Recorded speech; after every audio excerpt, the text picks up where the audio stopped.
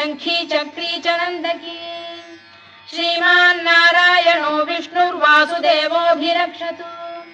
वनमाली गरीशांगी शंखी चक्री च नंदकी श्रीमान्नारायणो विष्णुर्वासुदेवोऽभिरक्षतु इतीदं कीर्तनीयस्य केशवस्य महात्मनः नाम्नां सहस्रं दिव्यानामशेषेण प्रकीर्तितम् य इदं शृणुयात् नित्यं यश्चापि परिकीर्तयेत् नाशुभं प्राप्नुयात् किञ्चित् सोमुत्प्रेह च मानवः